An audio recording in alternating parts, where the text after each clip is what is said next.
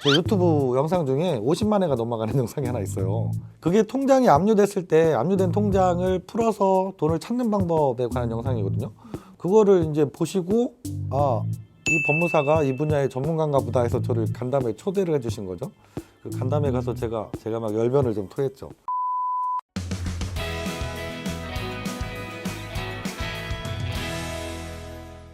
구독! 좋아요. 알림 설정 부탁드립니다.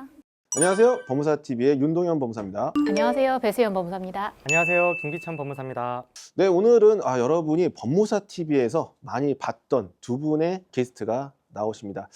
특히 한 분은 법무사TV의 역사와 함께했던 그런 분이시죠. 김영영 법무사님 나오셨습니다. 네, 박수 한번 부탁드립니다. 반갑습니다. 김영용 법무사입니다. 법무사TV 처음에 윤동현 법무사님 그리고 문은지 법무사님하고 시작할 때 함께했던 김영용 법무사고요. 고향에 돌아온 느낌입니다. 그간 좀 많은 일들을 했는데 제가 좀 특징적인 것만 좀 이제 소개를 하면 서울중앙지방법무사 홍보위원장이 되셨다고. 제가 누가 뭘 부탁하면 거절을 잘 못해가지고 서울중앙법무사회 부회장님이 꼭 해야 된다고 여러 번 전화를 주셔서 어쩔 수 없이 하게 됐습니다. 약간 본인 띄워주면 괜히 겸손한 척을 되게 많이 하시는데 자, 그리고 또 김영현 법무사님 또 가수라고. 그 얘기를 하면 제가 여기저기서 욕을 참 많이 먹어서 그래서 이번에 또 4집을 녹음하셨다는 얘기를 들었는데 들어보시는 분들이 간혹 계시더라고요. 아주 간혹 들어보시고 반응이 와, 용기가 대단하다 저놈. 그리고 또 유튜브 구독자가 꾸준히 늘어서 한 달 전에 5만 명을 드디어 돌파를 해서 또 어줍지 않게 제 노래로 특집 편을 만들어서 업로드를 했는데 조회수가 꽝이었죠. 법원 출신으로 이제 법무사 지금 활동하고 계시는 저희 김소희 법무사님 한번 자기소개 부탁드릴게요. 안녕하세요. 서울교대역에서 법무사 근무하고 있고 법원에 1993년에 입사해서 2013년에 오픈해서 지금까지 한 13년 정도 법무사 하고 있습니다. 박수. 야, 김소희 법무사님 섭외 비하를 말씀드리면 일단은 제가 서울중앙지방법무사의 둘 다 이제 홍보위원이죠. 네, 그러면서 또 홍보위원장이시고 우리 알고 보면 다 한 편이에요. 너무 즐거웠어요. 좋았고. 그래서 이제 거기서 이제 처음 만났는데 법원 출신이라고 하시는데 너무 적극적으로 이렇게 홍보송 만드는데 이렇게 참여를 해주시고 노래도 부르시고 매일 오시고 그래서 저런 끼 있는 법무사님이 반드시 법무사TV 한번 나가야겠다. 그래서 이런 영광을. 예, 근데 조금 처음에 약간 튕기시더라고요. 왜 그러셨을까요? 쑥스러워서 그랬겠죠. 이 정도 너무 잘할 수 있는 그런 끼가 있는데 저 같은 경우는 그래서 그런 게 없어요. 제가 엄청 계속 밀어들어요. 이렇게 대단하신 분이 나오셔야 됩니다. 끼 있는 분이 나오셔야 됩니다. 마지못해 이렇게 출연을.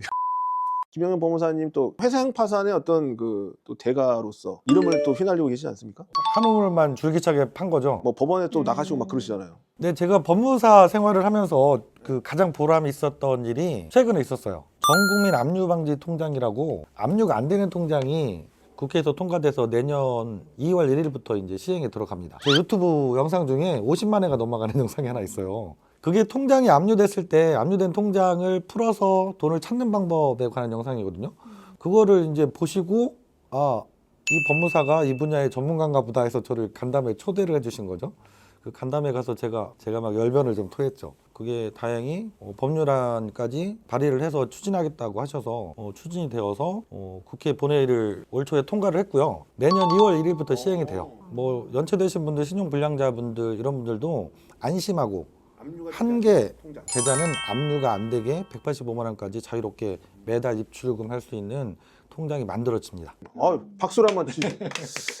우리 그 법무사 중에 이렇게 거의 뭐 입법을 거의 막 하셨다고 볼 수 있어요. 그 정도는 물론 아닌데요. 아닌데요. 하여튼 되게 보람이 있었어요. 법원 공무원 어떻게 하다가 이렇게 하시게 된 거예요? 저는 사실은 사범대학 출신이에요. 임용고시 시험도 보고 약간 교편도 잡았다가 관두고 선생님 하셨어요 그러면? 한 4개월 정도. 무슨 과목을? 영어 과목. 영어 선생님. 이제 기본적으로 어느 정도 암기 능력이 되니까 시험을 한번 봤더니 합격했어요. 그냥 봤는데. 아니요. 공무원 한번 해볼까? 뭐 이래서 했는데 됐다 그냥. 사실은 떨어진 적도 없고. 안 떨어졌고 그때 제가 또 공부할 때는 독하게 해요. 그래서 한 6개월 정도 했던 것 같아요. 법원공 강사하시잖아요. 예. 요거 어떤 또 화장을 불러일으킬까요 좀? 제가 법원 공무원 강의를 하고 있는데 6개월 만에 합격하는 친구들이 거의 없습니다. 1년 하고도 떨어지는 친구들이 부지기수기 때문에 제가 할 때는 남자 여자 가점이 저는 없었기 때문에 거의 컷해서 합격을 했었죠. 유일하게 저 혼자였어요. 여성분이 혼자셨어요? 광주 전주에서는 와. 제가 응시 지역이 광주 전주였는데 저 혼자였어요. 여자가. 진짜요? 그때는 가점이 없으니까 여자 공무원들이 많지 않았어요. 아, 그러니까- 그때 군가산점? 여자 공무원들도 그러니까 그게 풀렸을 때 많이 들어왔고 40명 중에 저 혼자였으니까. 야, 그 당시에는 거의 남초 현상이 엄청 법원에 많았겠네요. 그렇죠. 230명 정도 법원 기수 중에 대단하네. 여자들이 전국적으로 한 17, 8명 됐던 와, 진짜요? 네, 네. 그러면 이제 법원 근무를 하실 때 어떤 업무를 주로 많이 보셨나요? 본 업무는 거의 안 봐본 업무가 없죠. 소송부터 비송, 등기, 경매, 형사 공판 참여, 민사 재판 참여부터 다 안 해본 업무 없습니다. 이 법원을 공부하는 그런 좀 수험생들도 있고 법원을 꿈꾸는 사람들 있잖아요. 법원에 가면 뭐 순환 주기라든가 어떤 식으로 근무가 돼요? 저 때는 등기 직렬직이 없었고 다 법원 일반직으로 시험 봐서 오면 다 모든 부서에 발령이 나고 근무를 할 수 있었고 그랬죠. 그리고 보통 통상 2년 정도 서울로 이제 업무가 바뀌기도 하고 그러니까 재직 기간이 뭐 이 정도 되면 다 특별하게 어떤 부서를 계속 지망하지 않는 한 다 업무를 해볼 수 있다 이런 거로 봐야죠.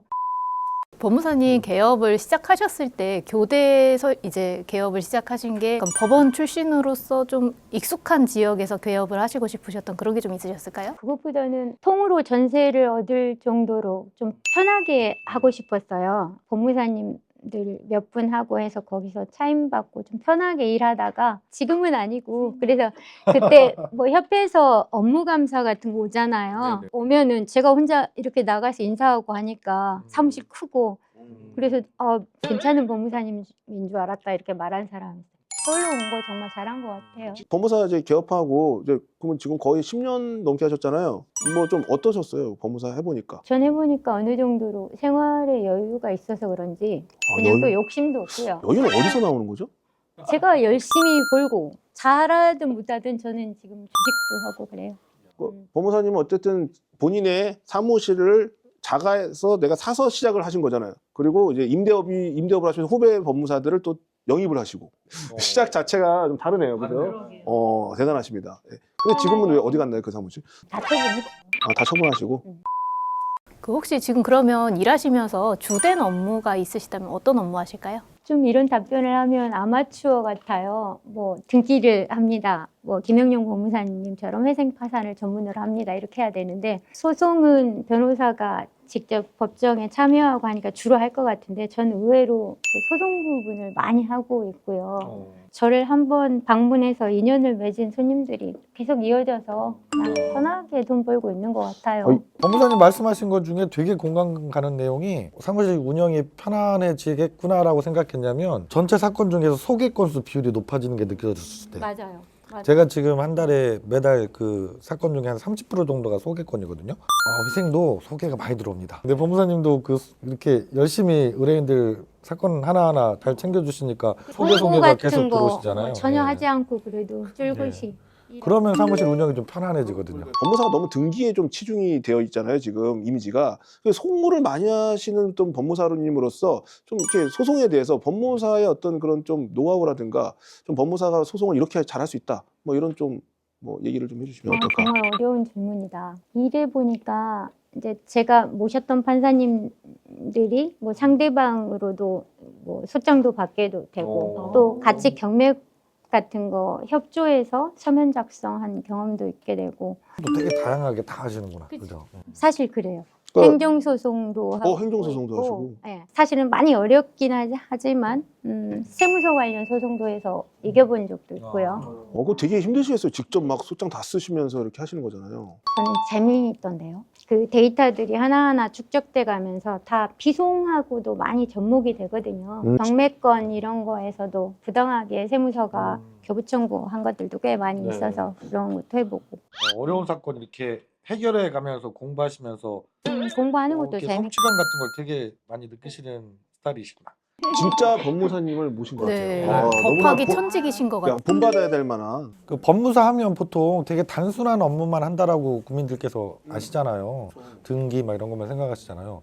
근데 말씀하신 것처럼 이렇게 송무하시는 분들도 그렇고 저희도 그래요. 회생파산 업무도 되게 복잡한 사건들이 있거든요. 뭐 변호사한테 여러 군데 다녔는데도 해결이 안 됐는데 찾아오시는 분들 그걸 맡아서 뭐 2년씩 걸려가지고 면책 결정이 났다. 그때 느끼는 희열은 정말 크거든요. 그 법무사들도 변호사 못지않게 정말 실력 있고 능력 있는 분들이 전국 각지에 정말 많이 계세요. 법무사님도 한 분이신 것 같아요. 정체되지 않고 계속 노력하면서 소송하다 보면 막 법무법인하고도 많이 붙잖아요, 사실. 그렇죠. 사실은 이제 사안을 보고 의뢰인들도 뭐 변호사, 법무법인 찾아가는 거니까 이제 통상의 모든 사건에 일반적으로 변호사들이 있죠. 그런데 뭐 이기는 건들이 있을 때 굉장히 기분 좋고 좀 뿌듯하죠.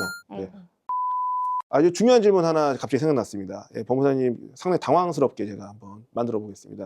자, 법원과 법무사 두 개의 어떤 좀 장단점. 저는 지금에 와서 법원 공무원을 할래, 법무사를 할래 그런